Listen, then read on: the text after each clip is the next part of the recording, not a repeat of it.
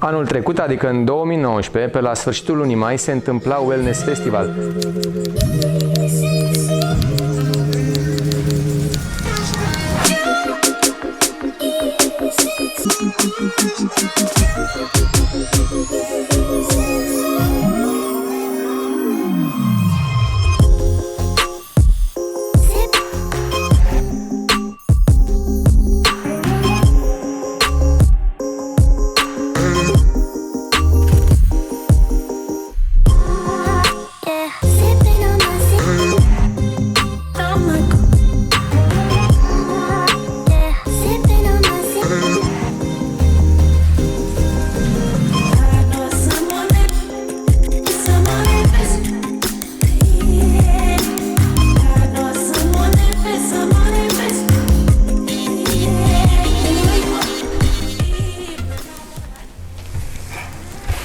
Printre profesorii invitați am avut ocazia să o cunosc pe Laruga Glaser și prin amabilitatea atât a ei cât și a organizatorilor am reușit să obțin și un interviu.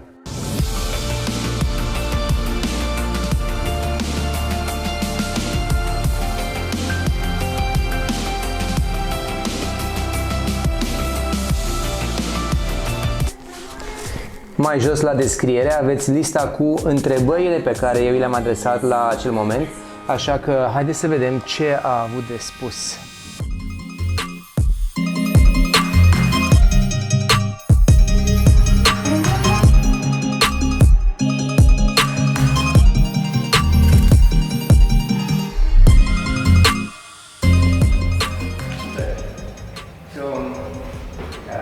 Again, just before we start, thank you very much for your time. It's a short interview. We'll try to be big because I know it's your second day of teaching.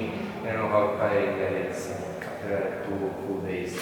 So let me just ask you first question. In your opinion, it's a very general question, but in your opinion, how would you describe what is yoga to a complete beginner client? Not a teacher, but a complete beginner client. Yeah, I think nowadays there's a lot of loaded concepts of what yoga is, and I like to bring it back to the simplicity, just taking it to the definition of the Yoga Sutras. And this is something that I mentioned in the workshop, that yoga is the reduction of the thought waves. Yoga is the reduction of the fluctuations of the mind. And so once the fluctuations or the distractions in the mind, the thought waves reduce, then we come into direct contact with yoga. And that yoga is a timeless space, you know, it's a timeless space. And oftentimes nowadays people connect yoga simply with postures or doing great physical feats with their body. But really it's about, you know, the taming of the mind. And then postures are a great tool for that, but that is not where the yoga begins or ends. Can we say that postures are like a tool that will guide you, that will help you along this path of basically slowing down the mind? Oh yeah, and it's a great tool. Practicing asana is a great tool for stabilizing the mind, creating more steadiness, calming the mind, and becoming more centered. With technical adjustment. Okay. So I like to ask this question a lot because everybody will give like an own personal perspective on this. So that's why we know that yoga is the union and all these abstract concepts, but I want to get the personal, the subjective opinion. Okay. Okay, and also on the same personal note, we know that yoga has a lot of philosophy and spirituality incorporated. So how would you feel and how would you say that we can incorporate that in our Western style daily living? Well, I mean, sometimes when I do some research, the thing is there is great things to Western culture. You know, we've learned how to be efficient and to create things.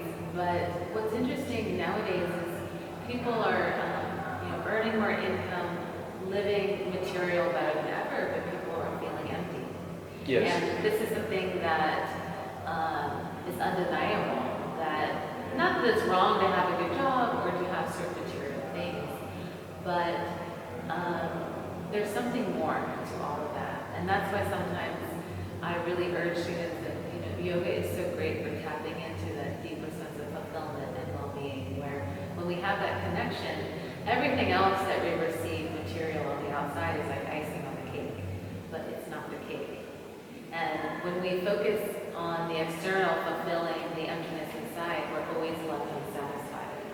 And it's something I've experienced, I've tried to fill that hole with things, and it just never leaves me satisfied. And that's the beauty of yoga. So we can still work and have family and we can, enjoy things of material nature, but at the same time, we need that inner fulfillment. Of course. But according to a yoga way of living, how much can we do, like if you have a high position job or a very demanding or stressful job, can you do 1 hour of meditation and 1 hour of asana practice every day? Well, in one way, it almost becomes essential if you're living that type of lifestyle. It reminds me of one quote I came across when I came to meditation practice. It said, when you're busy, meditate more. Exactly, yeah. It's like you need it more. And the thing that I've realized is there's been times I've gotten more busy in my schedule, and sometimes you start to cut back on practice. And I always find that when I do that, my time management is always much worse.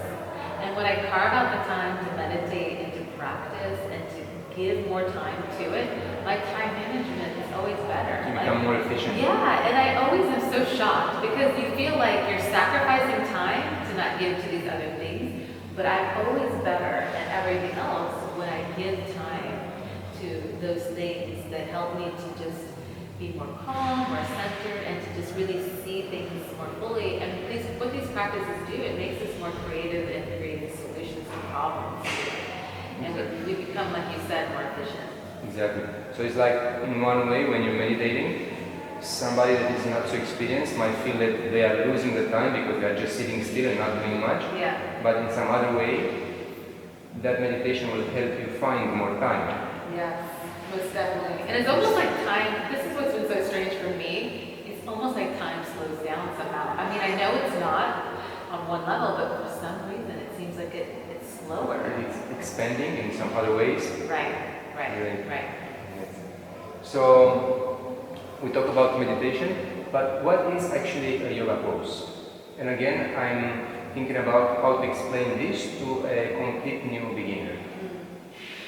Well, a yoga pose or an asana is very energetic, and it, like I mentioned in my workshops, is it has to have that internal alignment present.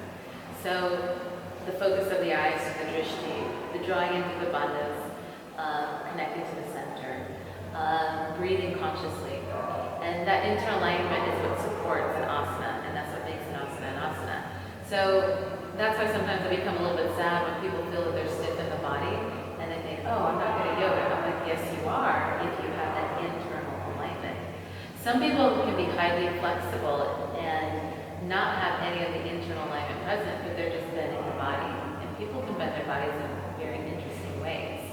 So we have to keep in mind that what makes a yoga posture a posture is that concentrated, energetic presence that we bring as we enter into whatever pose that we're working on. And so whether someone is tight in their body, flexible in their body, or somewhere in between, we can still very much do an asana. Yeah. So on this note, I always tell my beginner clients that yoga is not about flexibility. You can bend your body as much as you can or as little as you can. It's not about that. It's about your conscious mental effort to be in that pose. Yes. And I mean, and that's the other part of it is that do we become more flexible practicing? Yes. When you do something with repetition, so that does happen, but it's not a requirement. Exactly. So that is not the focus. Yeah. It's not the only focus. Yeah. Great. Now, I believe that you specialize in ashtanga yoga, right? So what is ashtanga yoga? Well, we have ashtanga yoga, the method of practice, which is coming from the Krishnamacharya tradition and Tavi Joyce, but it also goes back further from Krishnamacharya's teaching as well. And then we also have the 8 limbs that come directly from the Yoga Sutras. So even from Tavi Joyce's perspective, perspective, in the Ashtanga Yoga method of practice, we're still contacting the 8 limbs as well. But we're starting with the asana, which is the 3rd limb. And what's really important is that the asana helps us to create stability within ourselves. Mental stability, physical stability, to be able to contact the other limbs. And so asana is a really great tool for that. And so in the Ashtanga Yoga method of practice, we have 6 sequences total. Of course, all students start with the primary series. And it's traditionally a 6-day-a-week practice, sometimes 5-day-a-week because of moon days. You know, it demands a fair level of dedication, right? A fair level of dedication as well as discipline. We tend to practice in a Mysore setting. So when someone says Mysore practice, it's when, you know, many levels are practicing in one room under the guidance of a teacher, and we're being called on memorizing. So we create this nice meditative flow in the room. And so in a Mysore setting, students learn the practice at their own individual pace.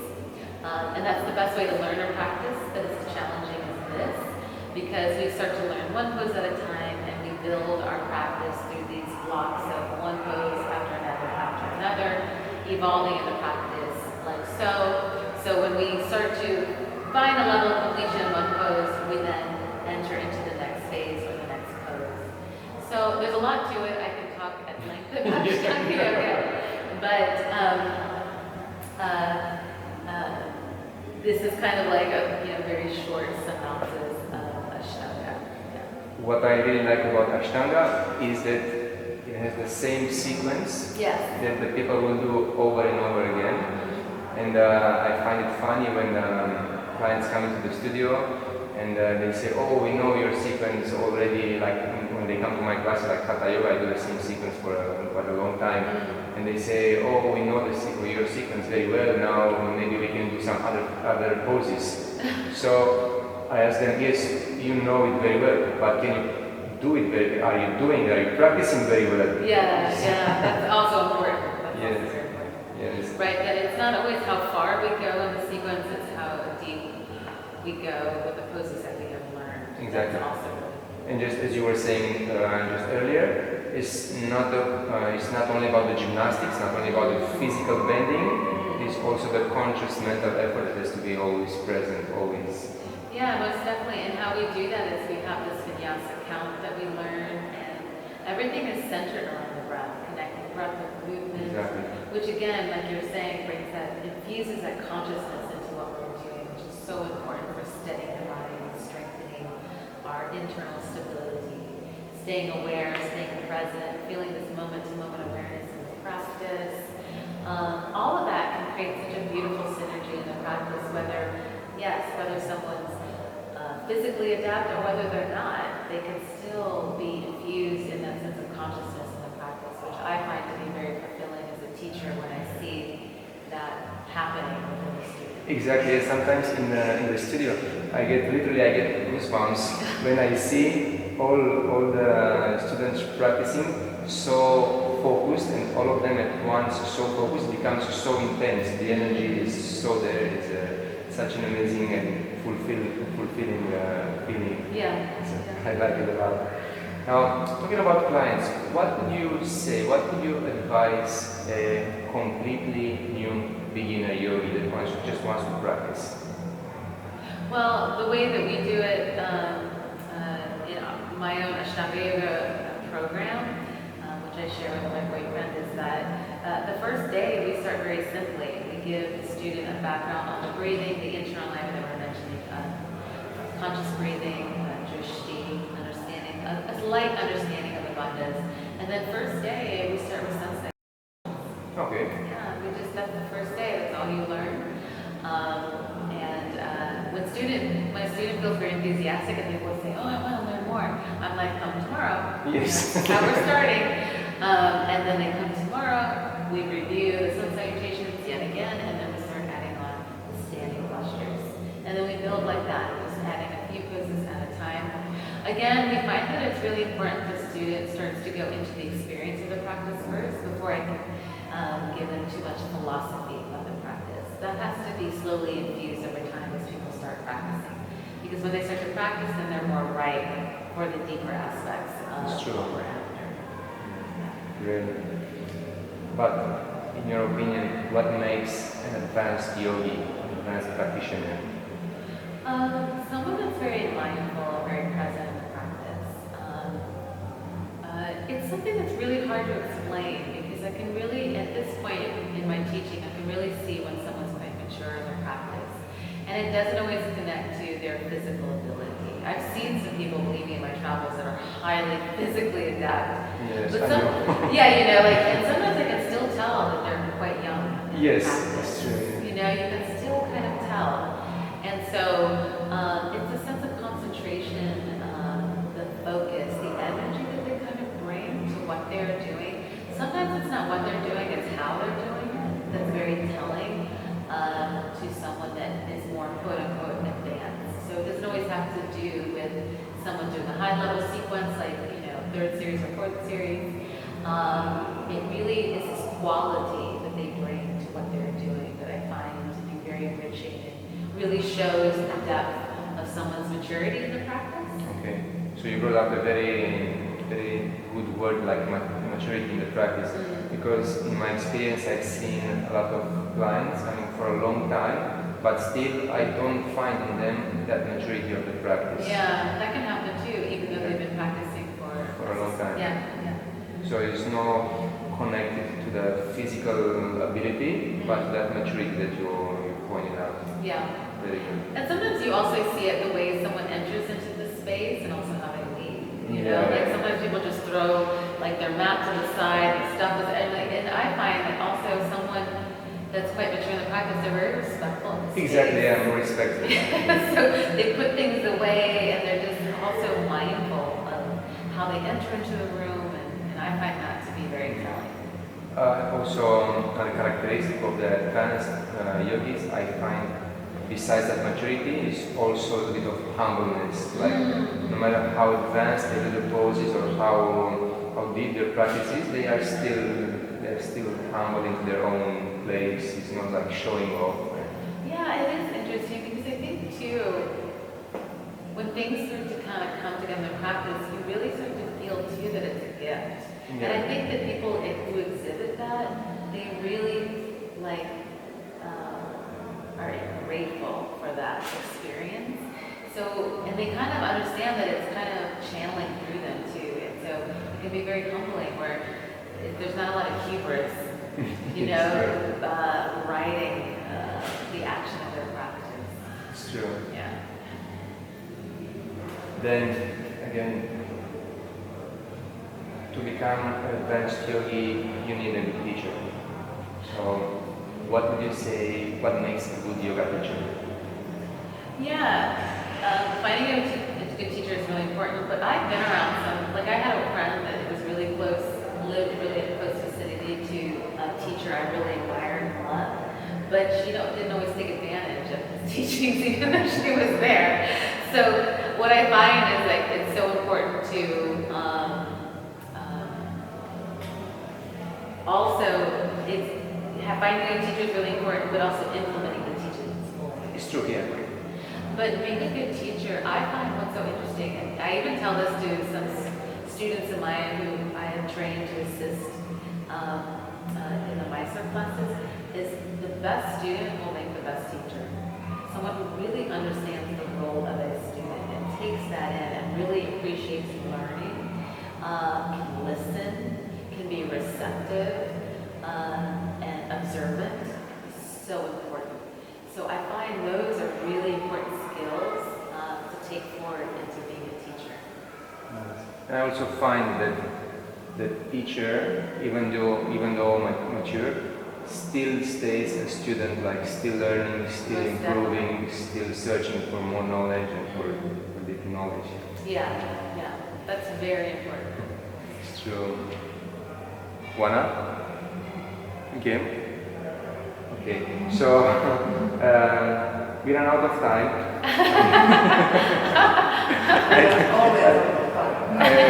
Yeah, these discussions about yoga, they can go on and on and on. Yeah, But that's true. yeah, it's a very interesting topic. But anyway, thank you very much for your time. I know you're tired, so I really appreciate you taking a few minutes of your time. And see you again maybe next time. Yeah, thank you. I appreciate it. Thank you. Dacă ți s-a părut interesant, atunci abonează-te și bineînțeles orice like, share sau comment, totul contează pentru noi, așa că mulțumesc în avans.